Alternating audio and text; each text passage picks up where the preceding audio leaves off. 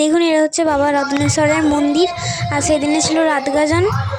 আর দেখুন এই ব্লগটা করেছি, কিছু কিছু ভিডিও আপনাদের সাথে শেয়ার করব, তো ওগুলোই দেখতে থাকুন। যেগুলো পেরেছি ওগুলোই শেয়ার করেছি আপনাদের সাথে। পুরো ব্লগটা প্লিজ দেখবেন আপনারা, যদি ভালো লাগে অবশ্যই কমেন্টে এসে জানাবেন।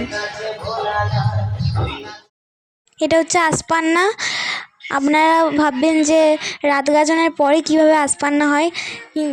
দিন গাজনের দিনে খুব রোদ ছিল, তাই আমি যেতে পারিনি, মানে আমরা যেতে পারিনি, তার জন্য ব্লগ করা হয়নি, তাই ভিডিওটা আপনাদের সাথে শেয়ার করতে পারছি না।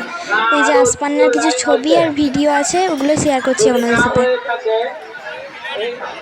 এই রত্নেশ্বর মন্দিরে, মানে এই মন্দিরটার নাম হচ্ছে রত্নেশ্বর।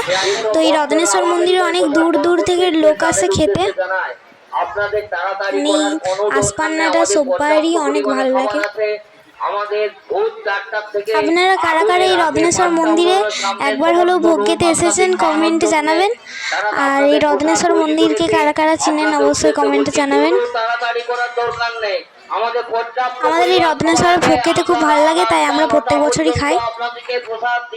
এই ভোগটা প্রত্যেক বছর পয়লা বৈশাখের দিনে হয়।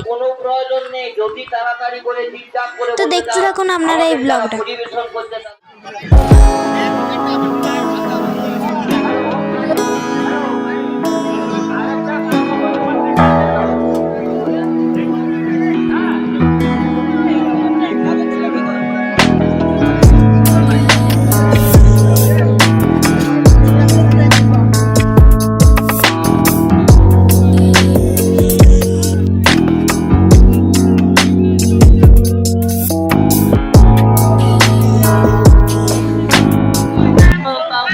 আজকের ভিডিওটা এতটা যদি ভালো লাগে অবশ্যই লাইক করবেন, কমেন্ট করবেন যে ভিডিওটা কেমন হয়েছে।